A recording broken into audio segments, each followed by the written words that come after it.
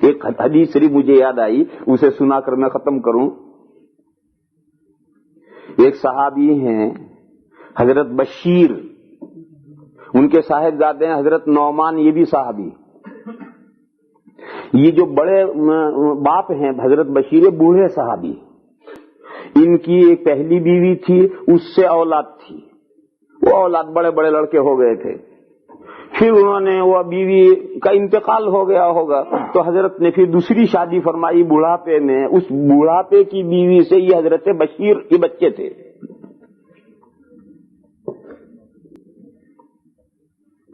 بیوی تھی جو بڑی سمجھدار تھی. اس نے یہ سوچا کہ یہ بڑے میاں تو معلوم نہیں کب چل دیں اللہ میاں کے یہاں, اور یہ بڑے میاں اگر چلے گئے تو ان کی پہلی بیوی کی جو اولاد ہے تو بڑی بڑی ہے, اور وہ باپ کی سب چیزوں پر قبضہ کر لے گی, اور میرا بیٹا جو ہے وہ تو چھوٹا سا ہے, اسے تو کچھ ہاتھ پلے ہی نہیں پڑے گا. تو اس نے اپنے شوہر سے یہ کہا کہ تم میرے اس بچے کو نعمان کو کوئی ہدیہ دو, گفٹ دو.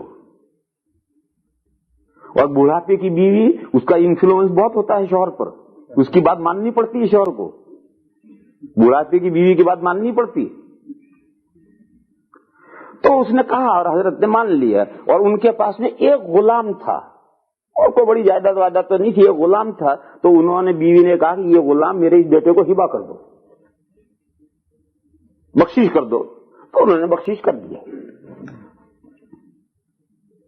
پھر اس عورت نے یہ سوچا کہ یہ تو بخشش تو بہرحال ہو گیا, لیکن کل کو یہ بڑے میاں اللہ میاں کے چلے گئے تو اب اس بخشش کو کون مانے گا, وہ بڑی اولاد ہے تو مانے گی نہیں.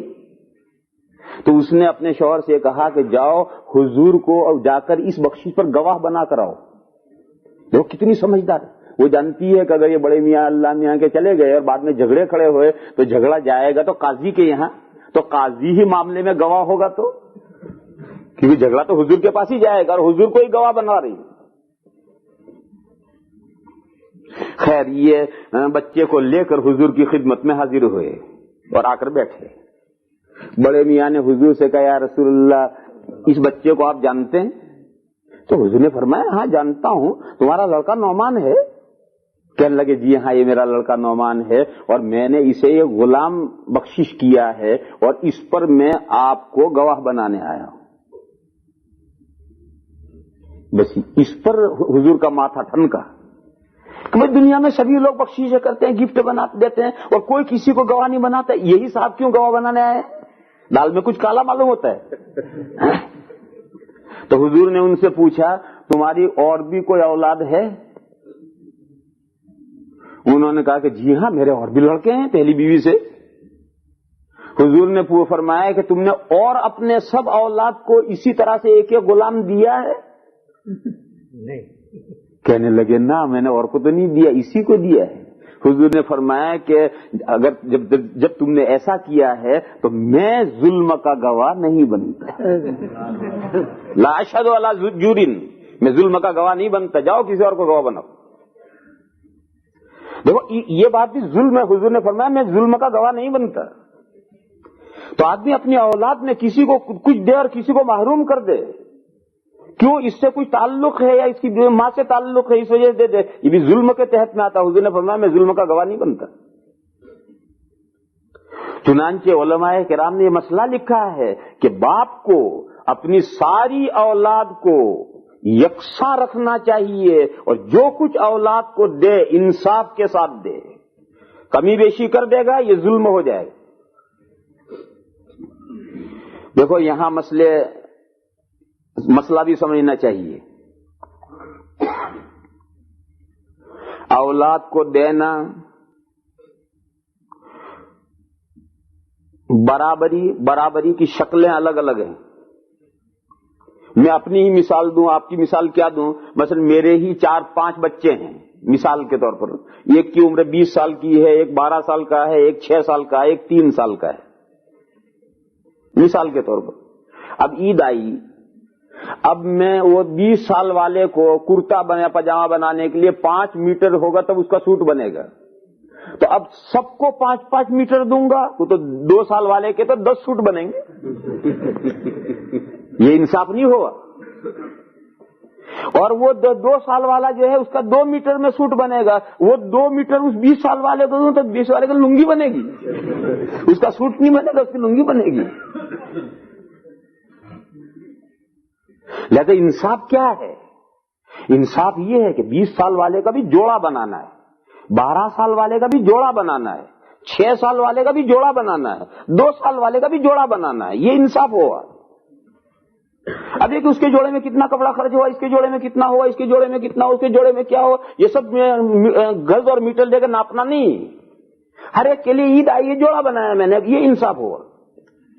اور مثال لو، میرے 2 لڑکے ہیں اور دونوں کی عمر ایک کی 20 سال کی، ایک کی 18 سال کی ہے، مگر 18 سال جو ہے وہ تاڑ جتنا لمبا ہے اور وہ 20 سال کا ہے، وہ ٹنگنا ہے، 3.5 فٹ کا ہے۔ اب میں عید کے دن جوڑا بناؤں گا تو اگر میں اس 3.5 فٹ والے کے اعتبار سے کپڑا لا کر دونوں کو برابر دوں گا تو لمبے والے کی تو لنگی بھی نہیں بنے گی، اور لمبے والے کے حساب سے لا کر دوں گا تو چھوٹے والے کے 2 جوڑے بن جائیں گے۔ یہ انصاف نہیں، جوڑا بنا، عید آئی ہے تو عید کا جوڑا بنانا ہے، یہ چھوٹے قد والے کو جتنا چاہیے یہ جوڑا ہے، اس کے والے کو وہ جوڑا ہے، یہ انصاف ہے۔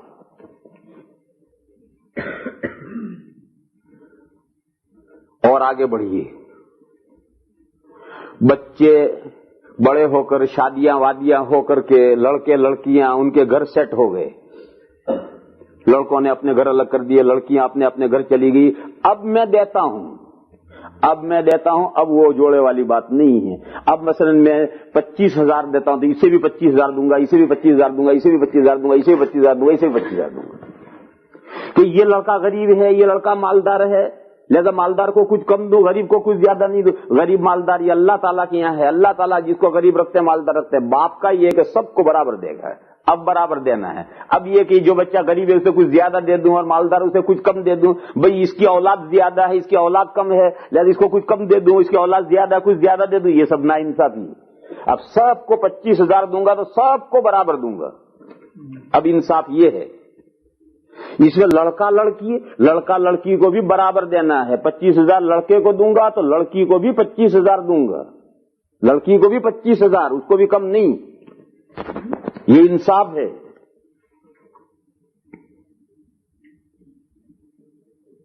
ایک شکل اور ہے، آدمی سب بچے اپنے اپنے پیروں پر کھڑے ہو گئے، لڑکیاں بھی رخصت ہو گئی، لڑکے بھی اپنے پیروں پر کھڑے ہو گئے، باپ بھی اب بہت آخری عمر میں ہو گیا ہے، روز سوچتا ہے کہ اللہ جانے میری آنکھ کب بند ہو جائے، مجھے اب اپنی جائیداد کے سارے جھگڑے ٹنٹے نمٹا دینے چاہیے، میری اپنی زندگی میں جھگڑے ٹنٹے نمٹا دوں تاکہ پیچھے ورثہ میں جھگڑے نہ ہوں۔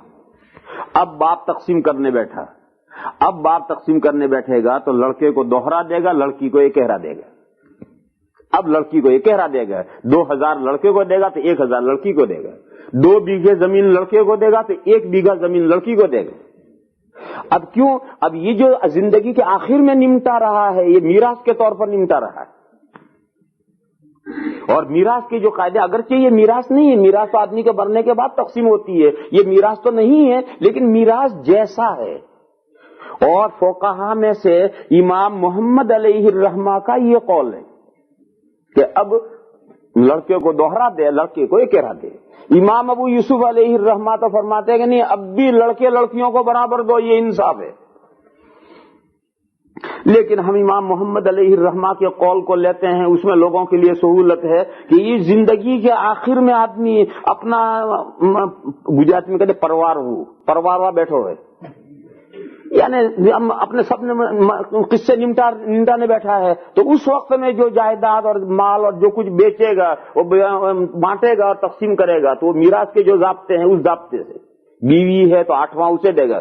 لوگ یہاں غلطی کرتے ہیں کہ لڑکے لڑکیوں کو دے دیا اور بیوی کا تو نام ہی نہیں، وہ بیوی پیچھے کیا کرے گی، اس کا 8واں حصہ اسے ملے گا، 8واں اسے دو، لڑکوں کو لڑکوں کا حصہ دو، لڑکیوں کو لڑکیوں کا حصہ دو۔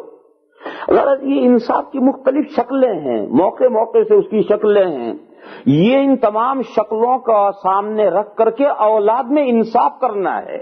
انصاف کرو گے تمام اولاد باپ کے ساتھ یکساں سلوک کرے گی، باپ نا انصافی کرے گا تو اولاد کھچی رہے گی، بڑے لڑکے کو تو باپ نے کم دیا ہے، چھوٹے کو زیادہ دیا ہے. اب بڑا لڑکا کبھی دیکھتا بھی نہیں باپ کی طرف سے, تو نانو والو چھن یہ کرے. وہ چھوٹا جو بڑا پیارا ہے وہ خدمت کرے گا, یوں کر کے یہ تو ہٹ گیا. وہ چھوٹا سال 2 سال کرتا ہے, پھر کہتا ہوں ایکلو کیم کروں, موٹو بھائی تو جو تو بھی نہیں, میں اکیلا یہ کیوں کروں, بڑا بھائی تو دیکھتا بھی نہیں. اب وہ چھوٹا بھی گیا, اب ابا چارپائی پر سڑ رہے ہیں, کوئی پوچھنے والا نہیں. بڑا یوں گیا, چھوٹا یوں گیا, ابا چارپائی پر سڑ رہے ہیں. یہ ناانصافی نے یہ دن دکھایا ہے. اس لیے میرے بھائیو, اللہ کا یہ حکم ہے کہ انصاف کرو. ان اللہ یأمر بالعدل, اللہ انصاف کا حکم دیتے ہیں. وآخر دعوانا ان الحمد للہ رب العالمین.